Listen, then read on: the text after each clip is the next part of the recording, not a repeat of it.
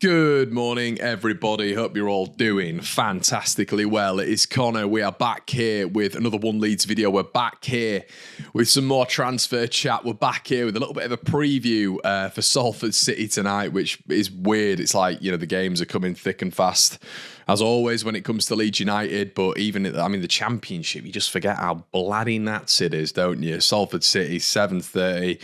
On a Tuesday night, and this is probably going to be replicated very, very soon by Championship games Tuesday, Tuesday, Saturday, Wednesday, Sunday. So we've got that to look forward to. Hence why the transfer business needs to be of a very, very cute level. They need to get this right. They need to be cunning. They need to be conniving. They need to get this absolutely perfect when it comes to Leeds United's transfer additions. But guys, as well, we're going to be back with the debrief tonight, your favourite weekly show. Make sure you're tuning in. Going to probably be giving a little bit of a chat about Salford City, see what goes on. We might even watch a little bit together. Who knows? But yeah, overall, we're back here with a little bit of transfer gossip. So first, I want to start with Baptiste Mendy at Angers. Now, this one is, I do not think this would happen I just don't think this would happen. This guy is a ridiculous player.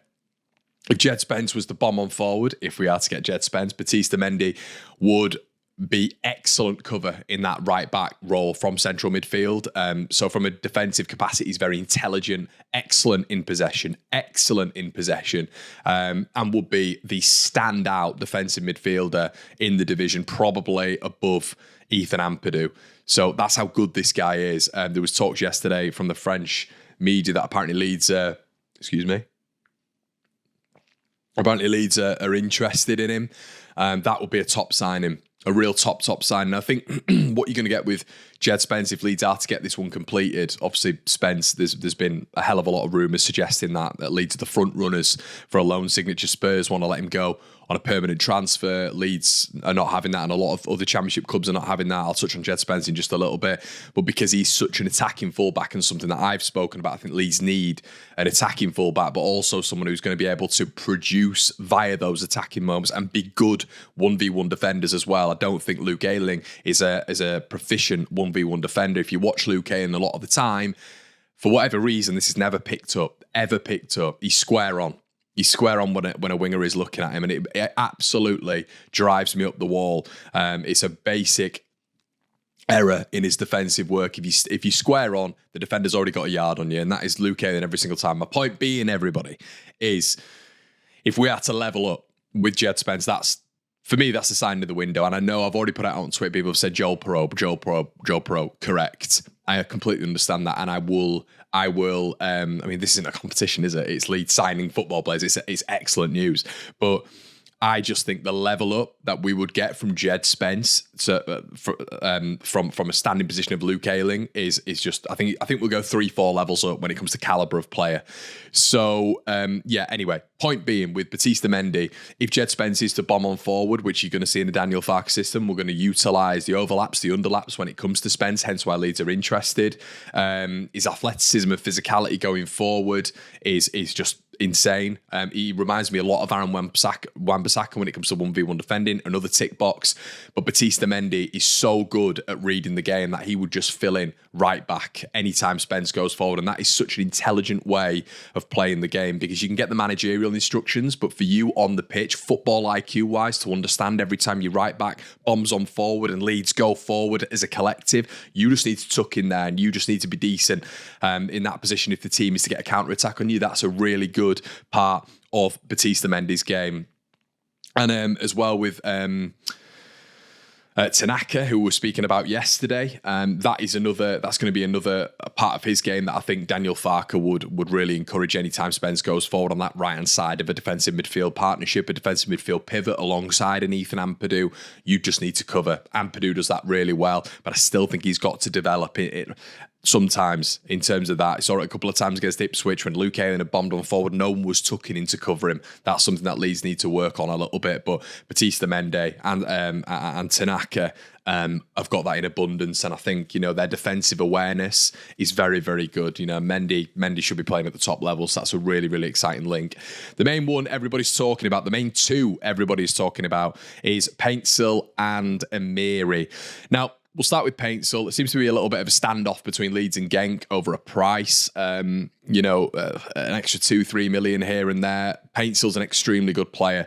I was reading a data model the other day and speaking to a good friend of mine who'll be watching this. Shout out to you. You'll know when we've had this conversation what we've been discussing. But this data model is all about the lower percentage. The lower the percentage the player, the greater the player is via the division you're in. So Sinistera on this data model that I was speaking to this individual about the other day is 1%. So he is the greatest player at this level for his position in comparison to every other player. Paintsil on this exact same data model is 2.5%. So extremely low and extremely good in terms of the division you're looking at. Obviously, he got, 11 goals last season, 17 assists in the Belgian top league. He is someone who would be very, very decent at this level. Now, of course, Southampton are now interested in him, and apparently there's discussions there as well, but the offer is on the table when it comes to Leeds and Genk. But as reported by Phil Hay this morning, it is at a standstill, which... yeah, you want things to be moving. You want things to be flowing with three days left of the window. Obviously, by the end of this week, it's going to be over. And Leeds still have... listen, we're all positive at the minute. Of course we are. But we still have positions to fill. We know this. We still have players that need to come in. We cannot get to the back end of this window.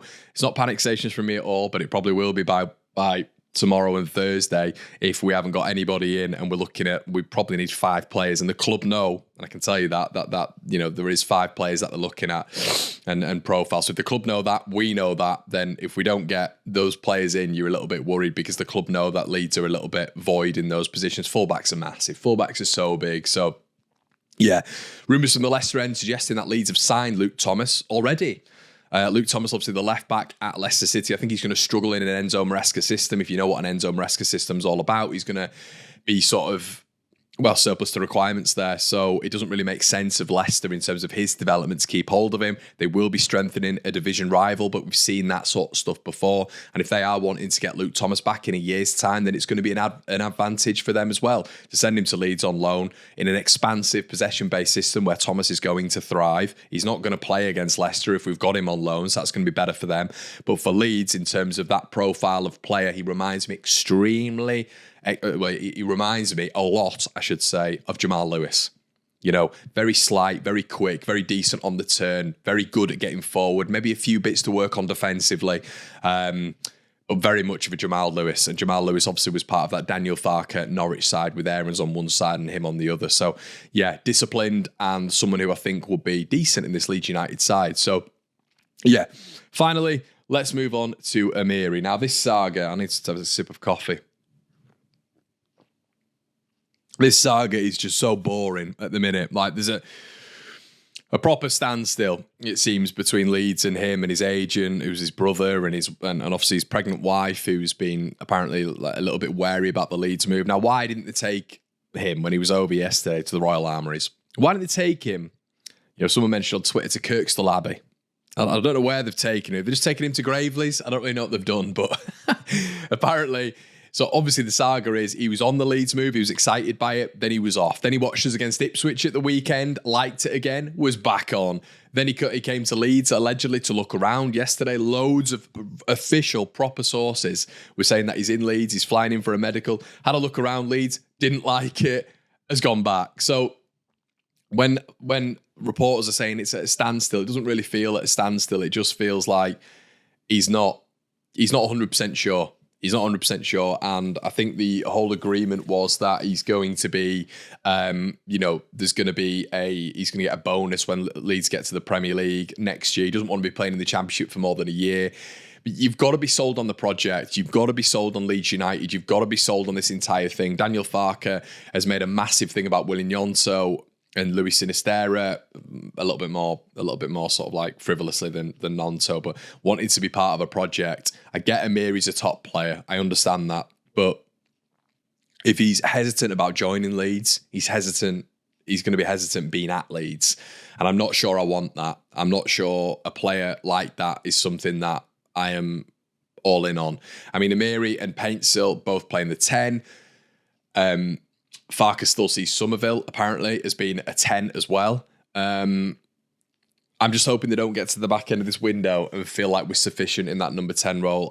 I'm praying that they still get one done, especially when we know publicly they've been looking at Paintsil and Amiri. It'd be a big loss for me, but Amiri almost feels like one of these stupid Rodrigo de Paul links that we've had in the past where it's just not going to come to fruition. I don't think that deal's going to happen. There's too much jeopardy with it.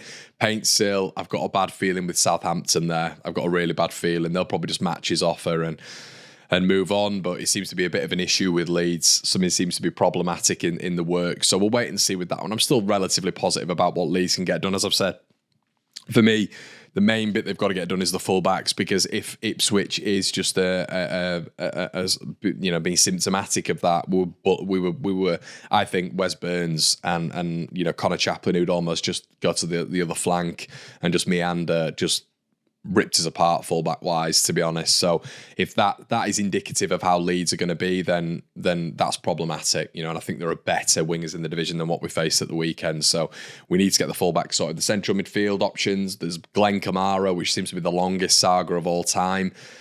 Just keeps going on and on and on, then it goes quiet and quiet and quiet. But yeah, it'd be nice to get a signing underway today. Guys, we're going to be back this evening with the debrief. We're going to be back with some Salford City content as well. Tonight, what I'd be doing is rotating a lot. As I said, the Leeds squad still isn't thick enough. I'd probably be tempted to keep Jorginho Rutter in there, maybe get that consistency, that momentum still going. I'd be putting Cresswell in there. I'm hearing some chat about Cresswell starting over Somerville. I'm not even at Somerville. Well, he would start over Somerville. Strauch, I don't really understand that. It just seems to be, thump your chest and say, you're a big Leeds fan and all this sort of stuff. And many Leeds fans think you should get him. Pascal Strauch has been very, very good the last 2 games. So in the first team, I want to keep Strauch in there. So Cresswell comes in for this one. Stick Drame in for this one as well. Yelder. Darko JB would feature for me from the start. Keep Archie Gray out. Don't be playing him again. You're going to have to stick some first teamers in there. Somerville should come in as well. But yeah, I keep Rutter in there. Do not put Cine and Nonto anywhere near this one. And I think it's going to be fascinating to see how Leeds set up, but I think it's a fully rotated side. Let the young lads have a go. Lewis Bate could have a go as well. I'd like to see him in there. Shackleton, maybe. So there's loads of options in terms of youth setup, because I don't think Leeds should really be that arsed about this competition, but that's just my point of view anyway. I think we've got enough games in the Championship which we need to get out of quickly. Guys, let me know what you think about the score prediction tonight. As I say, we'll be back with the debrief from 6 o'clock. Make sure you tune in for that one. Make sure you're liking, commenting, subscribing. We're closing in on 30k subscribers. So make sure you're subscribing to the One Leeds Fan Channel, and I'll see you in a bit. Cheers.